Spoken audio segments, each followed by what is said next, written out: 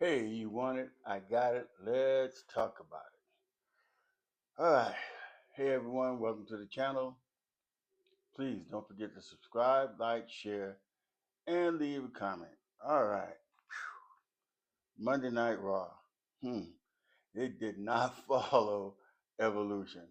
I mean, I even have to say it. Saturday Night Main Event was better than what was going on tonight. I mean, you had all these matches that happened yesterday with these women, and you expect them to come in the ring and perform well. I mean, they did okay and stuff, but man, you would think that after a couple of those matches, things would start settling. We get to see new people start coming in, making different challenges and stuff like that. But no, it's still the same repetitive thing with these matches. It's the same people week in, week out, PLE, SmackDown, Raw. I mean, it's the same. Every week, you can guarantee you're going to see the same people going at each other. I don't know what is happening. I mean, after watching Evolution, you would think that Triple H or got things together, and that since you got the injury to Seth Rollins, that things would change, and you would have a man, you would have to have a Raw that would follow Evolution that was gonna be a banger, but it was not. Man, all right. I don't want to get into it because it was a mess. I just want to get started, get done, get this over with. Because man, it's getting very disappointing, very disappointing. All right, we come out with Naomi coming out, you know, um, and she's addressing the crowd. She's telling the crowd because they started saying that she deserves it, and in truth, she does deserve it and stuff. But Naomi is a heel, so she has to get the people to turn against her. Do some taboo or whatever the case may be and stuff. I mean, you're here, you got to boo them, you can't cheer 'em. But she's getting so much work because of her glow technique and everything. But when she turned heel, she just became a better person, a better in-ring performer, and everything. Not that she wasn't, but she just elevated. But then she's saying that the people never felt that way about her before. So why are you doing it now? She calls out Bianca Belair, saying, "Look, basically she's tired of all the shenanigans that's been going on, over that SmackDown and stuff. And she's kind of basically calling out Bianca Belair, telling her to look at her now. She's basically saying that she wasn't the one that dumped Bianca. Bianca was the one that dumped her, turned her back on her, and everything. And she was just basically saying that they just wanted her for a flacky and stuff. They were just using Bianca. I mean Naomi and stuff. But Naomi says, "Now I'm a champion. Look at me now. Where you at right now?" And stuff. But and then she was going on saying that she fooled everybody because everybody thought she was going to turn the briefcase in on Tiffany Stratton. But no, she really fooled everybody when she turned that briefcase in on Io Sky and Rhea Ripley and stuff. So, but anyway, you know, Rhea comes out, because Rhea's pissed off right now because, the situation of what happened and how Naomi came and she won the title.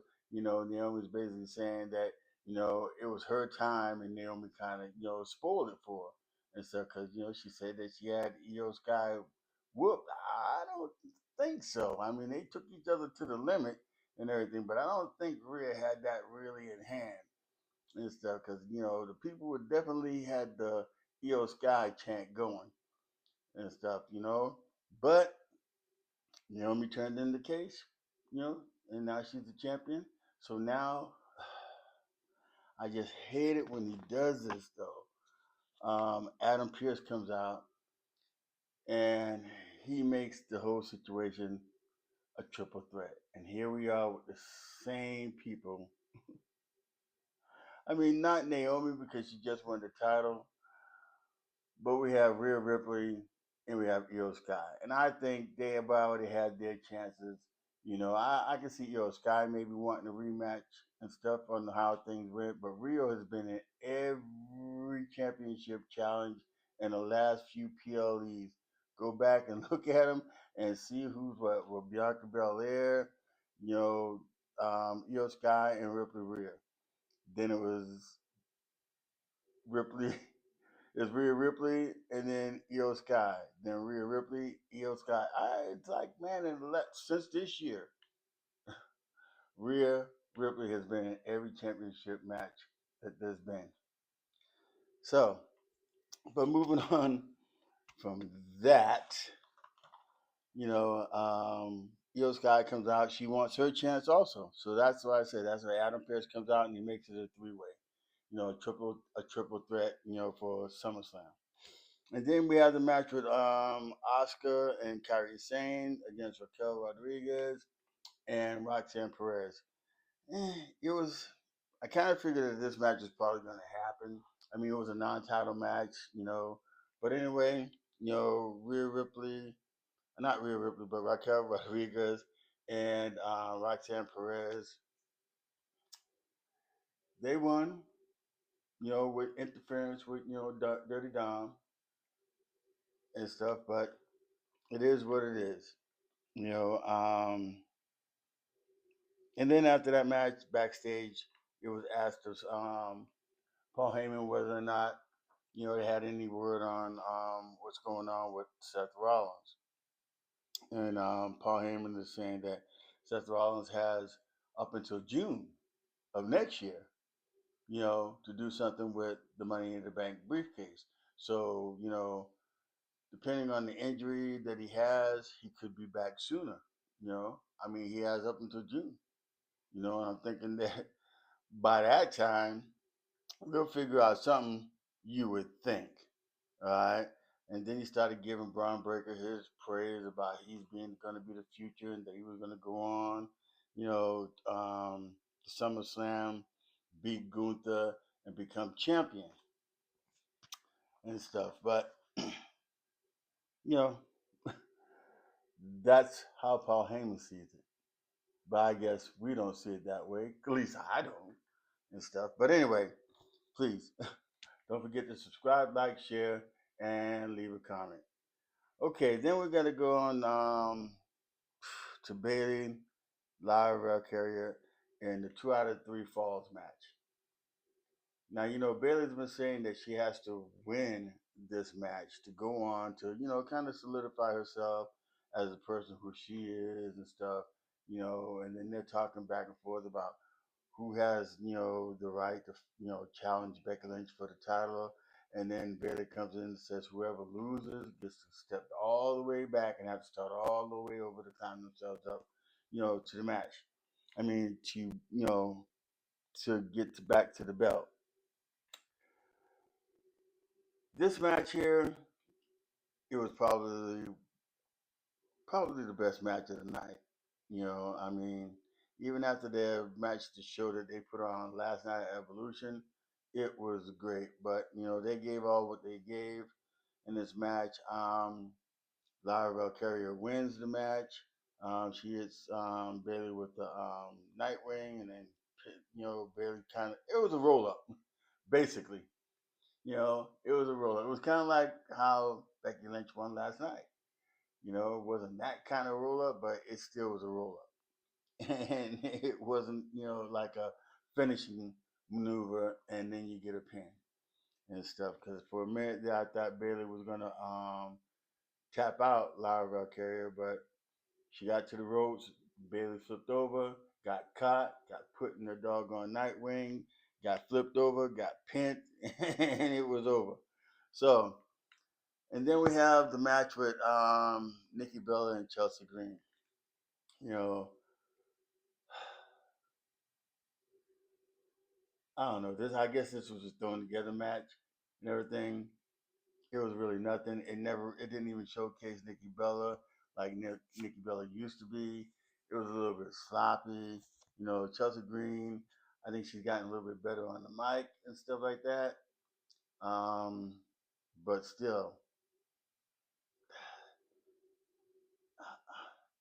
the her service. I'm still trying to get a hold of this. I'm still trying to grasp to that and everything. But it is kind of comical. We need some comedy, every now and then backstage or up front in the in the ring area or whatever the case may be.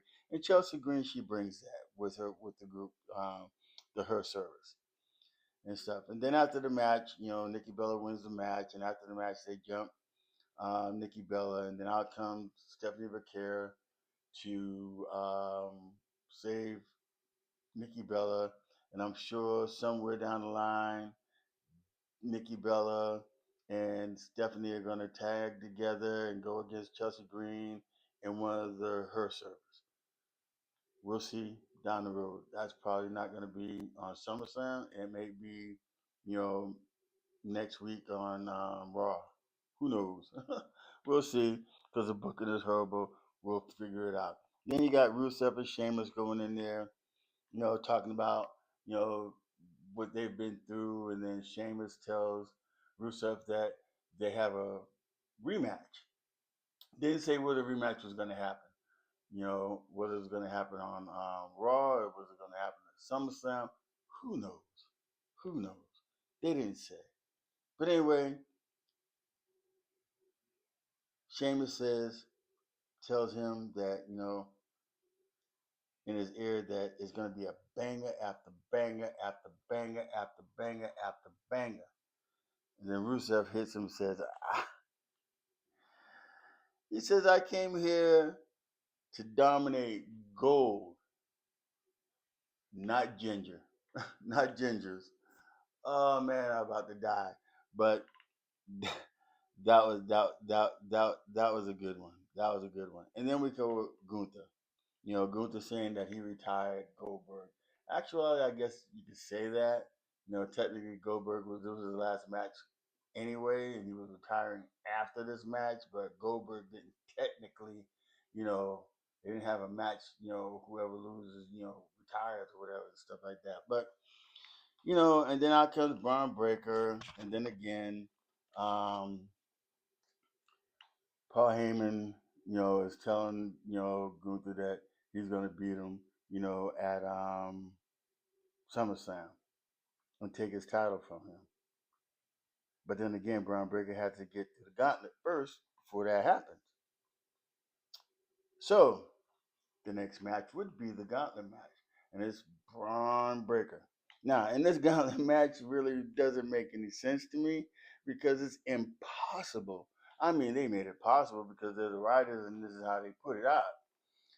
But you have Braun Breaker starting out with Penta. They went about a good 11, 12 minutes. And then he hits Penta with a spear. Then LA Knight comes out. Now, LA Knight comes out fresh, fresh. And you're saying that he can't beat Braun Breaker because Braun Breaker hits him with a spear. He's out, gone. And then Jey Uso comes in. Jey Uso beat him a few months ago for the IC title. And and Braun Breaker's not that because he lost to everybody here on this roster. I mean, that he wrestled against tonight.